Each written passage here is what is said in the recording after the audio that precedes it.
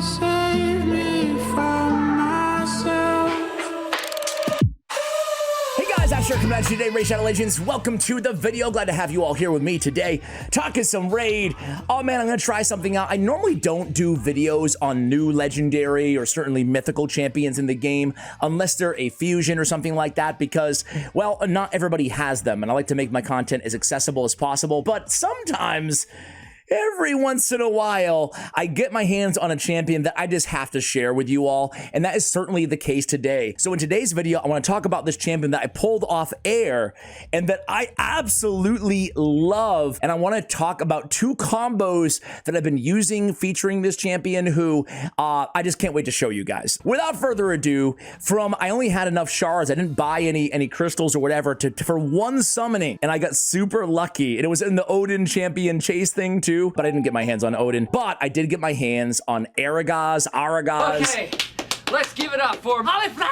He's the faction lord from the Orcs, and man, he looks awesome. He's brand new to the game, and hey, next up, that means is going to be Demon Spawn and then Undead. We're getting to some really good factions for the next faction lords in the game. Who, if you could choose out of the 8 faction lords in the game right now, who would you want on your account the most? We're gonna go over Aragaz, but mine is still, like, who am I kidding, right? It's still Legate Teox. He's, oh man, I'm so jealous of anybody who has their hands on that dude. He's so nasty. His hair's flipping out on the sides. I like it. But I have to say that Aragaz I've been having so much fun with him. Real quick, what does he do? He's at the double aura on the A1, heals all allies with less than 50% HP. Back to 50% HP. That's a pretty OP heal for the A1. On the A2, you're attacking an ally. Man, this kit is crazy good so far. You're attacking allies. Usually when you see it attacking an ally or killing an ally like a Valkyrin, I get intrigued out the gate. What about you guys? Damage is 50% of their current HP, so you can't kill them. If they have 2 HP, they're gonna have 1 after the fact. Place a shield on that ally for 2 turns. It's gonna be the amount of HP the ally has missing based on the shield, so it could be a big shield, and then also fills the allies turn meter by an amount equal to the HP percentage they are missing.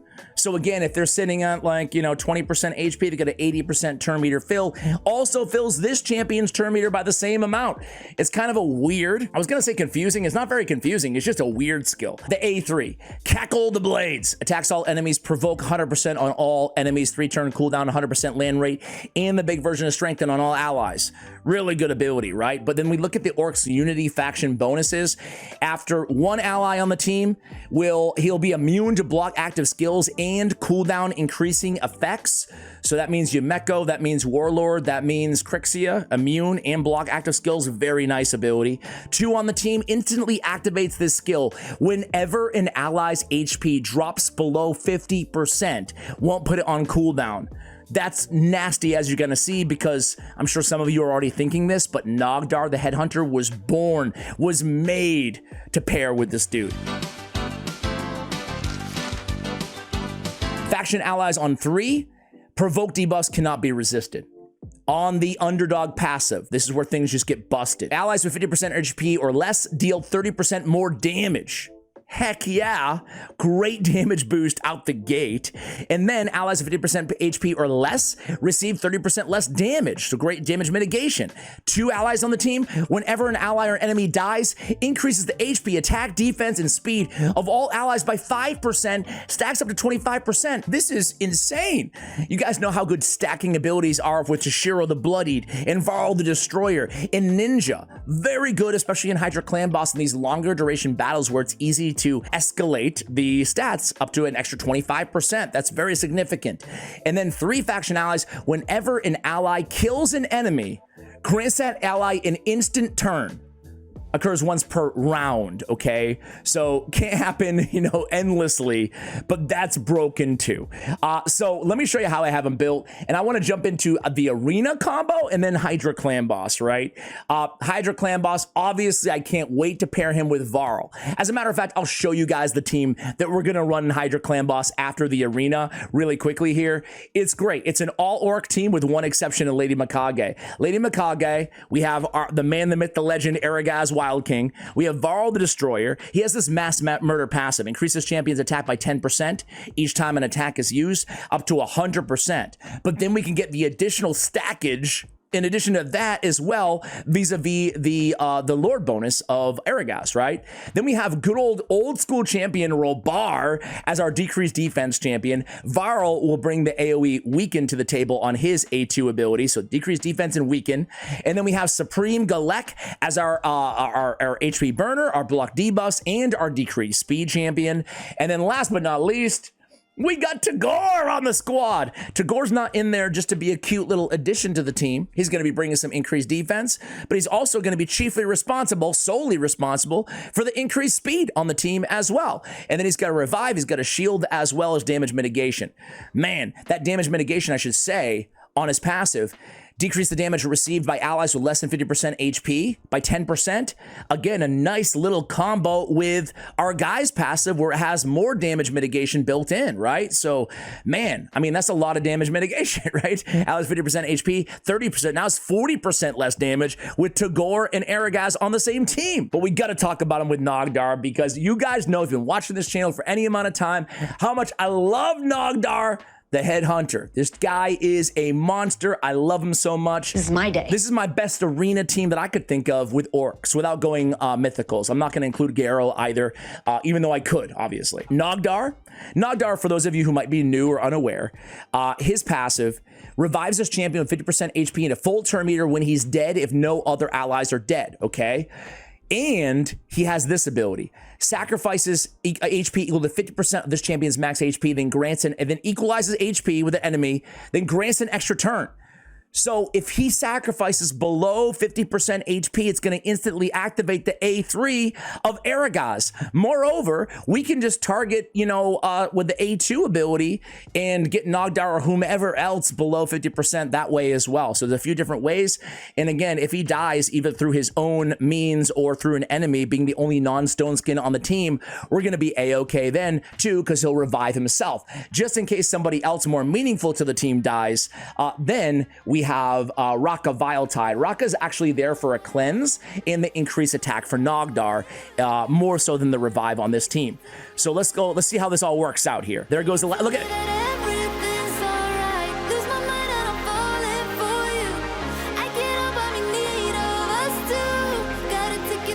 He sacrifices the HP and immediately the AoE comes in. Another AoE comes in. Dude, first of all, the thing about this guy, he has a 0.3 multiplier on his AoE attack.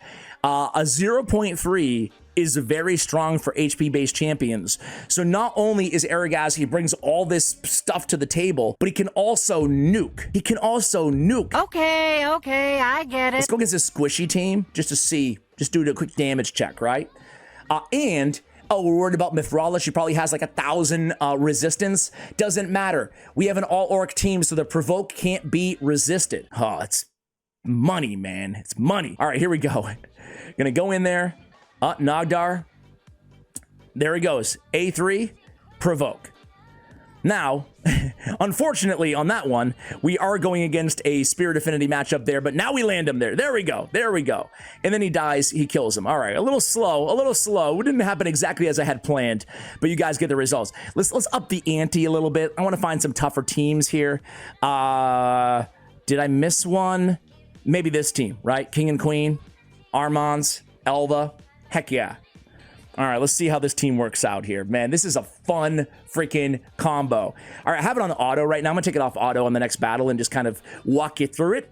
And then we'll go over to Hydra after that. So greatest hits comes in. Armands, yeah, we're all used to Armands here. I have no pinpoint on any of these champions here, so we don't have to be worried about the cooldowns though, which is nice. We lose Nogdar, but it's okay. Comes right back to life. Of course, self-revival. We're able to go in there, add a shield, add a cleanse, last rites, going with their AoE. Now that would have instantly activated the A3 if he was not sheeped right now. I guess that's the only downside of the meta with the guaranteed provoke, right? Big nuke comes in.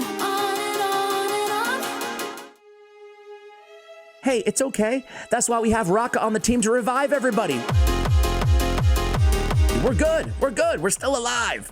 All right, Nogdar, go ahead and die. It doesn't matter. Go ahead and die. He's not going to come back right away, though. He's off his cooldown, unfortunately. But hey, we already have a nuker on the team. Here we go. So going against block debuffs, but look at these. Look at all these. He's got another turn. That was like back to back to back turns there. Back to back to back. Let's go over one more time. Sorry I didn't show the damage there, but let me go over one more time all the ways that we're getting turns here. Instantly activating the skill whenever anybody's HP is 50%. That's not a very high barrier to clear there. All it takes is one nuke. You saw it there. And the instant turns whenever you kill anybody. And then that great turn meter fill on his A2 ability. In addition to that, let's go against this squad. And then after that, let's go against like one more team. And I'll try to find the hardest team that I can find. And then I'll take you over to Hydra. Man, this guy's really cool. I like what they've done with the Faction Lords. What about you guys? Are you a fan? Or... his first revival will be blocked, by the way, by Lydia, if he even gets one. Look at this. HP drops below 50%. I didn't even see it, but it did, apparently. Let's go in again. Let's go in again with another AoE. Boom. 40K? Okay. It's okay. Maybe I oversold the nuke a little bit there. To be fair, in testing, I was a little bit more impressed. But the irresistible provoke, especially on the same team as a warlord, like that is lockdown control, right? And then Nogdar just does his thing. So I'm just gonna let it go auto here because this is a cinch. Last right, and then the nuke, and then everybody's almost dead. Almost dead. There we go. I like the double revive here too, just in case we do engage with a Lydia, or you saw how it came in use on the last battle as well. I'm gonna find the hardest team that I can possibly find right now, and we're gonna give it another shot. We're gonna give it one more shot. Let's see. Is this? Yeah, it's a good team, but not. Nah. We're looking for a little bit harder. A little bit harder. Nope. No. I am so broke right now on gems. I just want to refresh. Be right back. All right, guys, before we go into this team, I do want to mention one thing, right? And that is the downside of the Unity bonuses, the Faction Lords, whatever you want to call them. I call them Faction Lords because to me, that's what they're called in Watcher of Realms, and it kind of fits it, but I forgot what they're technically called. Unity something? Unity bonus? Faction Unity Lord? Or something like that. So the downside is this. It's trash for Live Arena, right? Because you can't draft. It's very difficult to draft and get sub. Like having bans, it's easy to work around, or you could just ban the Lord. And if the Lord is so dependent on the strategy, it's an easy ban. So that sucks. I almost think they should make, maybe this would be like too busted and broken, but I almost think they should make like Lords unbannable or something in Live Arena as like an added bonus, but maybe that'd be too far. I don't know. But the other area that sucks is that because they're the same faction, all of your accessories that you want for like stone skin or to build, to make these builds, you really have to either you're not going to have the gear maybe, or even if you do have the gear, again, not bad there, not bad. Even if you do, and look, he just keeps going. He just keeps going. Look at, he's going again. I mean, it's too bad that we're dealing with some unkillable there, but he just keeps going and going and going and going and going right there. He just keeps going with that A3. I love it. I love it. But yeah, it does make it challenging to build these champions the way that you really want to. No, not Siegfried. You left him alive. You left Siegfried alive. Just like that. I'm gonna stab it and jug it. See, that's the downside. He was provoked. It's all good. But man, guys, what a fun combo. Nogdar and the Unity Lord, if you will. All right, I lied. I'm having too much fun, guys. I want one more team. I want a big, tough team here. Big, tough team. None of these teams are tough enough. Give me something crazy. How about this one? This is not a crazy team, but I do want to see him against a Crixia, right? Because again, they can't put his skills on cooldown either. They can't put a block active skills on this dude either, you know? That's pretty strong. I'm going to show you so we can just A1 here. I want to see if this team, how we fare with, and he lost a stone skin as well. I want to see how we fare with only him having his skills available, right? Okay, all right, okay. So we can just go in here and, they're under the block debuffs. Man, actually they're not, my bad. So we can go with the A3 and hopefully everybody will be provoked, yep. Sure, he's petrified, but it buys us enough time to obviously get back to Warlord's ability. I can put it on auto from here on out. The fact that you can't, even with a Crixia, even if this team was like, had 2 mythicals on it or whatever, it was like super, super OP, even a Crixia or whomever, Yumeko, a go first team, he's still able to go in there and provoke them. That's super strong. Just buy enough time for the rest of your team to kind of get ready for the battle and have their skills off cooldown. Now, things aren't looking that great right now. I'm not going to lie to you guys. And Crixie actually got back to her ability. She's not switching forms at all here before we were able to get back to ours. So let's see how this all plays out here. We go in and we reapply, obviously, the provoke on everybody. I just want Nogdar to kill Crixia. That way we can get the instant activation. Right now, it's not going to help us. We're petrified with every debuff known to man on our poor guy, Aragaz, right now. All I want to do is lose the petrification, get a turn, lose it, and then let's kill somebody. Okay, deny revive. That's okay. We have our reviver going next, but okay, perfect. Now revive. Ah, she cleanses before the revive. And then we double support there. It's okay. She's going to get a turn. I hope we win this one, man. I want to end this portion of the video on a big dub. All right, now you can go in there. Just kill an enemy. Kill an enemy. There we go. We go in with the AoE provoke. Look at our turn meter. We just AoE provoked everybody. We're already back to it. And we just killed somebody. That's going to grant another instant turn. Granted, Nogdar does have an instant turn on his A1 anyway. There it is. An instant activation. Drops below 50%. That's what I'm talking about, man. All right, guys. All right. I'll shut up. Let's go. You already saw the Hydra team. Let me show you his build really, really quickly here. And then we'll go right into Hydra Clan Boss, right? Spent a little bit more time than I wanted to in the arena, but it was fun. You guys have fun. I have Stone Skin Lethal. I do have him in Helm Smasher. Real quick here, you can see the stone skin accessories and stuff. I had to go with what I had. So I went defense on, I punted accuracy entirely because he'll get the guaranteed provoke, and that's all he needs accuracy for in his kit anyway. I went crit damage. I went HP on the ring. I have speed on the boots. I have HP percentage on the chest, and I have crit damage on the gauntlets. And you saw his damage. It wasn't that bad at all. He's not going to be your main DPS, but really solid, especially in the arena. I went Helm Smasher. For Hydra, I would change that to War Master, certainly. But for now, it's going to be fine. Total stats, we could definitely stand a lot to gain on the HP on this build. Actually, the stats overall. He's not awakened, obviously. He's not empowered, certainly, as well. All right, guys, let's go into Hydra. You already saw the team. I'm going to go under brutal difficulty, I think. And what I'm going to do here with this squad, guys, I'm going to let it all run on auto, okay? So obviously we're going to be leaving a lot of damage off the table here if I was to manual this, but frankly, I'm going to be working in the background because who doesn't work or who doesn't raid on the clock at work, right? I hope you do. I'm trying to think of any profession I probably would. Brain surgery. Brain surgeons, you guys can continue. We have Doctor Who, a real life ER doctor in our clan. Yeah, you're not allowed to raid while you work. Everybody else, it's great. What? So I love Rabar on this team. I'm very interested to see what Rabar can do damage-wise. But naturally, I love Varl on the team with the double power-up. I love Varl as a combo with this dude, and I love obviously Nogdar as a combo. But we even talked about how you can get like some combo value parlaying those two passives together with Tagore too. So anyway, guys, he's going to be not only our support champion, some damage dealer for this team, that nice juicy heal on the A1 we haven't even spoken about, but he's also going to be our main Hydra Clan Boss provoker on our team too, right? For the Head of Decay. So, man, he's bringing a lot to the table, and that's what I want to see the most out of any champion that I put on any of my teams. Who can serve the role of one or two or even more champions in one champion, and certainly as a provoker for Decay, as a healer for the team, and everything else that he's bringing to the table, the shield, the turn meter fill, I feel like the strengthen as well, right? I feel like he's super, super cool. I'll come back at you guys when this one is over. We're going to, like I said, run it on auto the entire battle. So let's see how we do. Be right back. All right, guys, and there we have it. So not freaking bad. 453 million damage. And the cool thing is this team only made it 1,200 turns, 1,200 out of the 1,500. So there's a lot of room on the table, and it was full auto, this awesome orc team.